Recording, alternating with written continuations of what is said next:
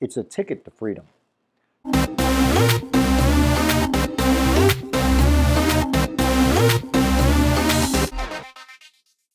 Hey, how are you?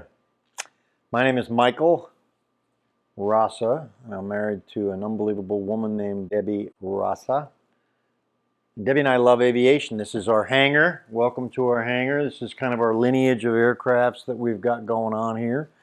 It all started in 2003 when Debbie and I were blessed to be able to buy some land to build a beautiful Colorado mountain home. And as we began down that journey, I realized that there were only flights into this particular Colorado mountain town during the winter months. So quickly, knowing that this home was going to take a couple of years to construct and that I wanted to be here regularly to oversee and work with the contractors on a regular basis, I thought, well, I'll just go back to Dallas and learn to fly a plane. How hard can that be? People do it all the time.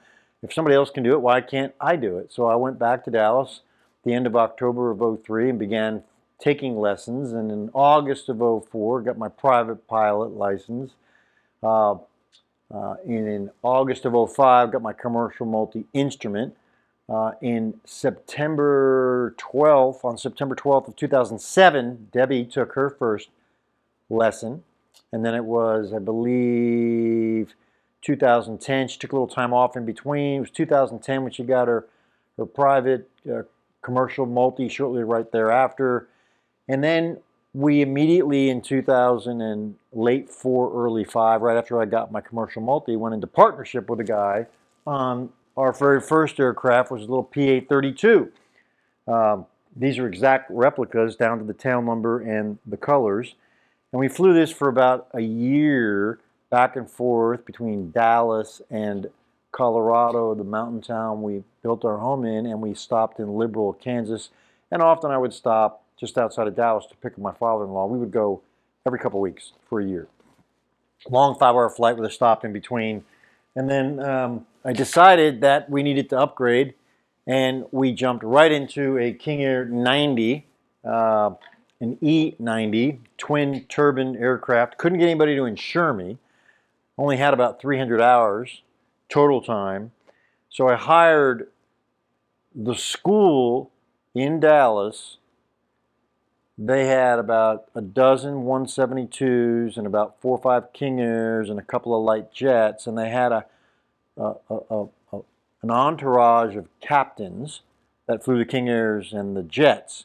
And so the owner of the school and I worked out an arrangement with Debbie that allowed us, we paid them a monthly fee, and they put us on their insurance, and every time we wanted to go anywhere in the King Air, we had one of the 10 different pilots who would sit in the front right seat. That was an unbelievable experience over really the next 2 years that we flew this, because every single time we went anywhere, we had someone different out of their 10 different pilots. And out of their 10 different pilots, some of them were fresh out of Embry-Riddle that were in their early 20s, and some were much more senior, who have had a lifetime of experience that they were able to pass on, both good and negative. So I learned a lot about what not best practices and a lot of good best practices throughout this process of flying this with this organization for the 2 years. And then we sold that and moved right into a King Air 300. The King Air 300 was a great story too. Debbie wanted us to continue with this organization of having, and I didn't, but I needed, my first type rating was in this. And so what we did is we found a guy named Jason Kinzer, who at the time was being recruited by the FAA to be their in-house cop, so to speak, because if you know, the FAA flies King Airs, a lot of King Airs, and they were recruiting Jason to be their guy to go around throughout the country and train and monitor and write speeding tickets and squawk guys. And so anyway, we hired him for a year to sit right seat with myself and Debbie in this aircraft, and that was a great experience. Great experience. We flew this for, 5 years. While we had this, one day at 35,000 feet, Debbie said, "Hey, what's going to happen if you pass out and maybe have a heart attack in this aircraft?" And I was like, well, that's really not up to me. It's up to God. When it's my time, that's He's going to know. And she chuckled and said, well, it might be your time, but it's not going to be our family's time, and it might not be my time. So she goes, you call Bill Woods. Now, Bill Woods is a special guy to Debbie and I. He was the first gentleman that sold us the King Air, and subsequently, most every other airplane on here we've bought from Bill and his wife Patty out of Roseburg, Oregon. He's typed at about 37 different models of aircrafts, and he's an unbelievably knowledgeable man, and he took Debbie and I under our wings. And I called him. I said, hey, Bill, Debbie wants you to teach her how to land this King Air. He said, well, you just bring that little puppy up here. You stay with Patty and I in our house, and I won't charge you a penny. And you stay the whole week. You stay with us, and I'll train her every day, and at the end of the week, she'll be just fine. And I was like, really? That's all so nice of you. So we went up there and spent the week with him. He wouldn't even let me sit in the cockpit the very first day. He plugged in the GPU, put Debbie in the left seat in the hangar, and spent like the first 4 hours going over every single switch and the entire switchology of the King Air. And then we all went to lunch, and that afternoon he put her in the left seat, and they went out and flew over the Pacific Ocean and did steep turns and stalls and approaches and departures. And by the end of the first day, she was on fire. And by the end of the second or third day, it might have been the third day, after a few bottles of Silver Oak Cabernet and some steaks in Bill's hot tub, he sold us his Bonanza, which is this puppy right here. While we still have the King Air. Great investment. We loved this. We completely redid the interior. Flew this for, gosh, I don't know, another 4 years, 5 years, until I experienced an engine out in this aircraft at 10,000 feet. I had a dear friend of ours at the time. He's since passed away. His name is Mac. He was about 80, 79, 80 at that time. He was a small, thin, frail, big smile, big believer in Jesus. The guy lived in Virginia Beach, and he would come here 3 or 4 times a year to Dallas to visit his family, and he would always call Debbie and I and say, hey, I'm coming into town. Can I go fly? Can we go fly? He wasn't a pilot, but he loved to fly. When he was in Virginia Beach, he'd go to his airport and watch planes land and take off. So every time he came into town, we'd go fly. And so this particular time he called, they said, you know what? I'm going down to Houston to go to lunch with a client on Thursday, and I'm going right back, coming back and going right back again the next day on Friday. You can go both days with me. I'm coming back both days. He said, great. So Thursday, he went with me. We flew the Bonanza down to Houston, 10,000 foot. Great, had my lunch, came back, jumped back in the plane. The two of us were coming back to Dallas, about 75 miles southeast of Dallas near Cedar Creek Lake. Lakes, streams, forest, not a lot of airports. We lost the engine. Manifold pressure, everything dropped, couldn't get it restarted. Called ATC. Declared an emergency, leaned over to Mac, said, Mac, I grabbed his belt. I said, hey, I'm going to have to put this down out here and keep this belt on. He just leaned over and smiled, and he goes, Jesus is with us. I said, I know he is, I know, but I hope he's in the cockpit with us right here, right now.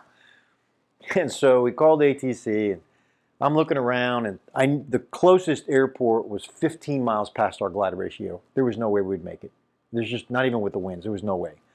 And so I started looking around, and there were like swamps and lakes, and there was kind of rural country, and I saw what looked like over there, that could be a great place to land. It looked like a dirt trail. There was a building at the end, a building on the side, and maybe a patch of grass and some forest, and around the city. It was on the outskirts of this little city called Kaufman County, and so I just dropped the flaps and dropped the gear and pushed the nose down, and we just dove.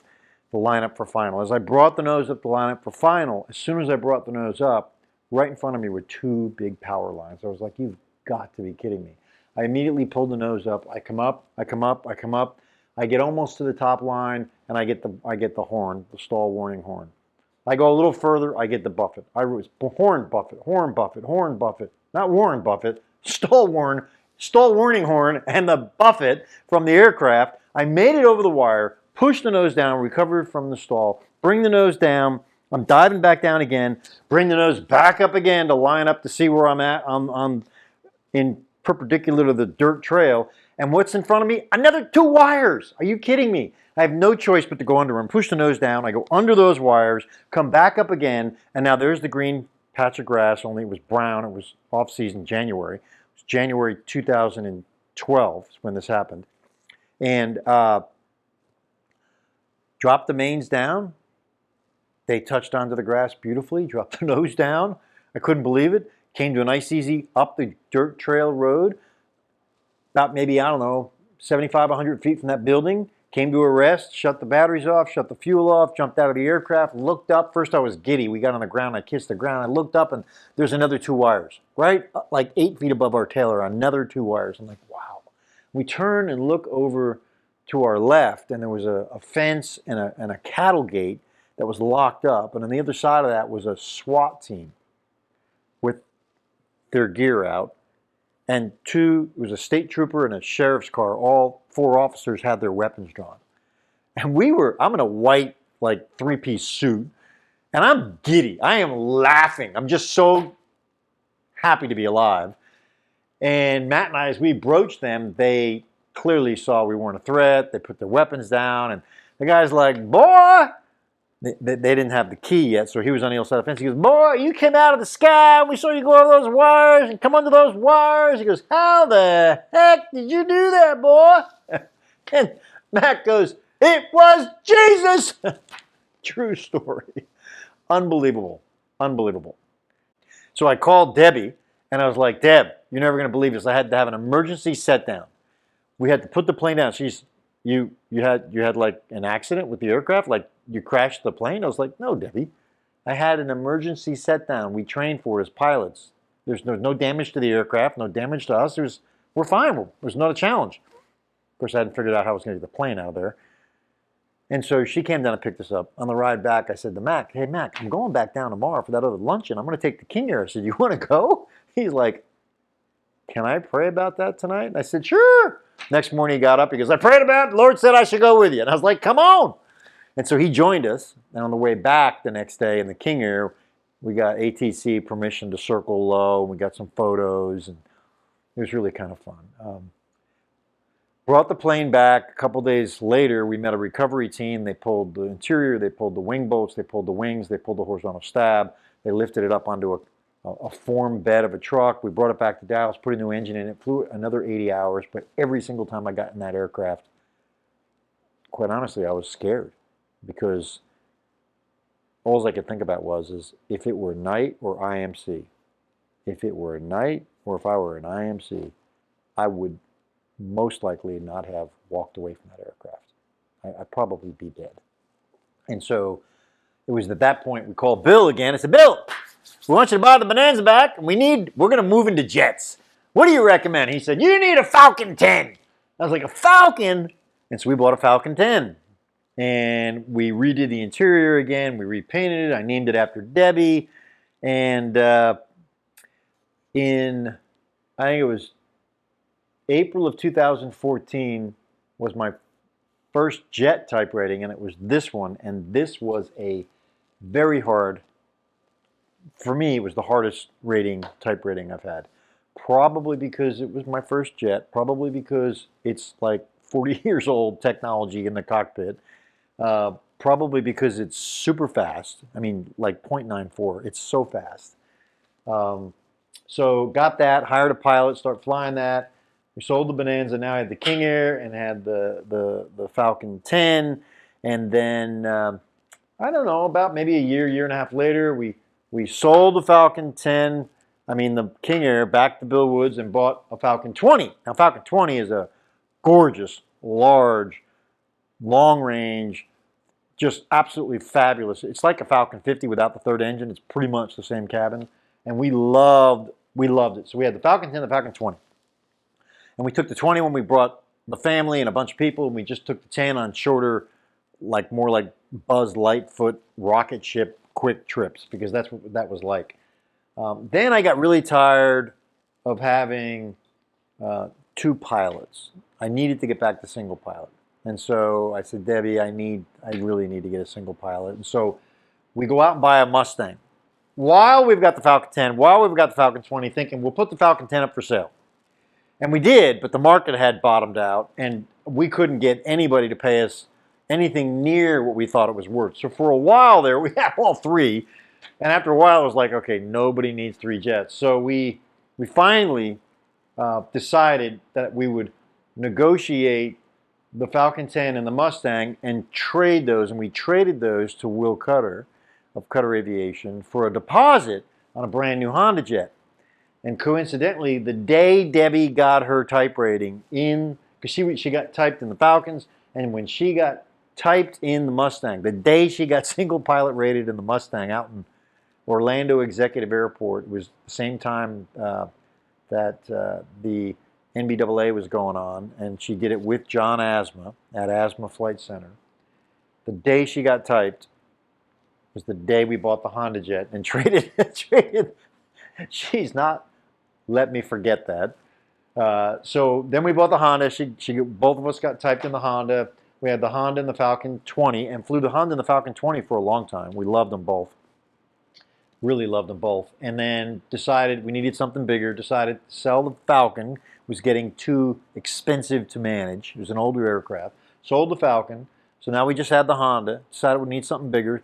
Traded the Honda to Textron for a deposit on a brand new CJ3 Plus. Took delivery of that. We did not like working with Textron, so we sold the CJ. The CJ is a nice plane. It was beautiful, but we sold it within 30 days because I think the people behind Honda, having owned multiple planes over the years, the people behind Honda spoiled Debbie and I. Their service and their attitude towards service, towards the customer, it parallels with Debbie and I's attitude and our family's attitude in our business. The customer is really important.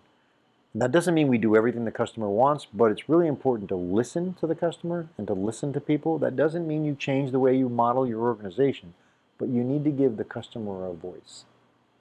And Honda does that very, very well. They spoiled us. So 30 days into our deal with Textron, we said, okay, we're not going to do this. Sold that. Went back to Honda, bought a new 2020 Elite, which we still have, which is the one on the end down there.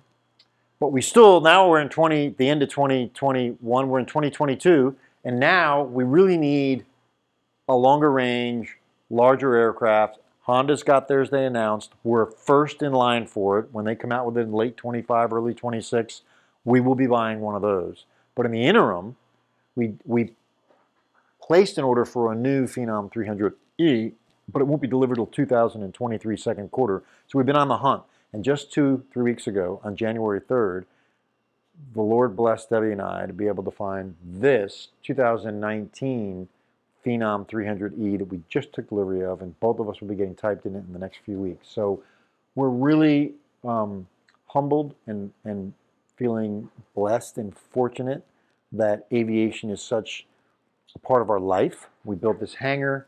We have our offices in this hangar. We kind of run our family office out of this hangar. And we love aviation.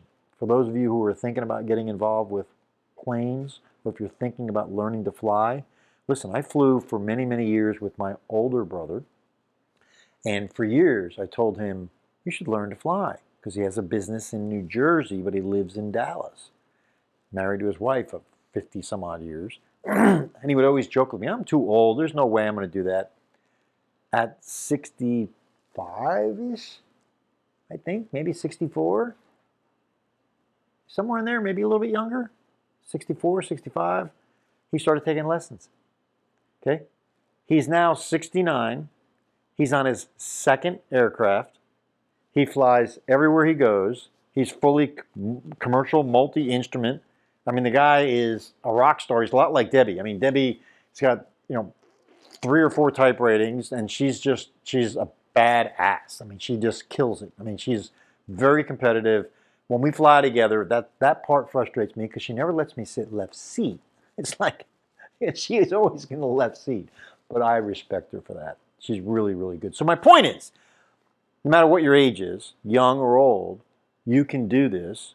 It just takes a little bit of time and a little bit of commitment and a little bit of money. Just a little bit of time, a little bit of commitment, a little bit of money. Okay, a lot of time, a lot of money, and a lot of commitment. But here's the deal. once you get that bug and once you start flying and you realize in the pilot world, we refer to our pilot's license as our ticket, okay? And what we mean by that is it's a ticket to freedom. Because Bill Wood says, your mind is like a rubber band, and once it stretches, you cannot go back, and he's so absolutely correct. He also says that having a jet shrinks the world, and he's so right.